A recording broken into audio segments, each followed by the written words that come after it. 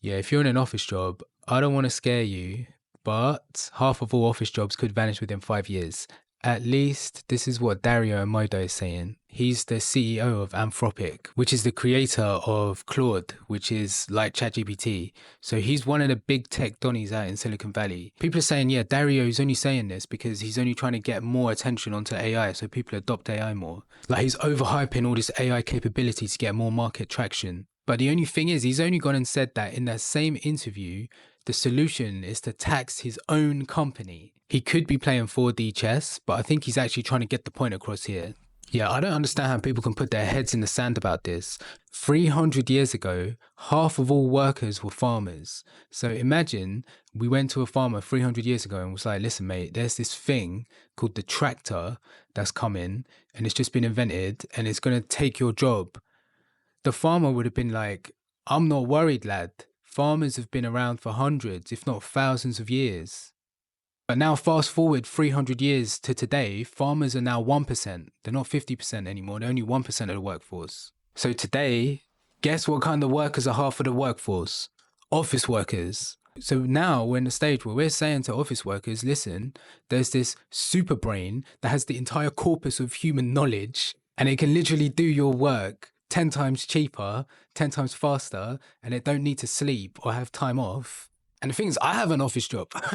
I'm one of them people. So I'm looking at my job like I'm a farmer back then. So Naval pushes back against this. He's like, AI is not going to just take over the jobs because the same way when the tractor come in, you don't see loads of unemployed farmers walking around.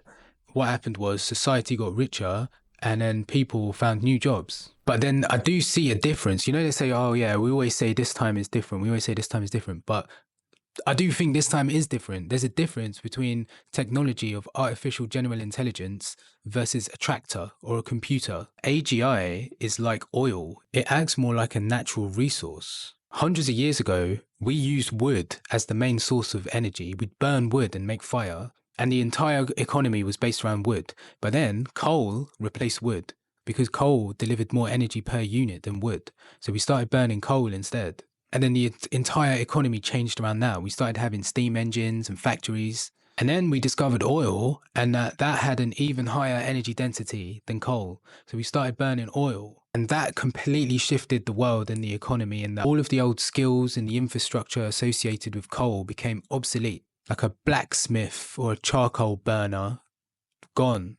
So because oil can do things faster, quicker, this is the parallel to AGI. Human brains are like wood or coal compared to AGI, which is like oil. End of the day, yeah, things are going to be calm. Like Dario says, imagine cancer's cured, the economy grows at 10% a year, the budget is balanced, but 20% of people don't have jobs. So we always get scared to think, oh yeah, it's going to be a dystopia. We're going to be living in hell. There's going to be new problems that we have to solve from the solutions that we create today.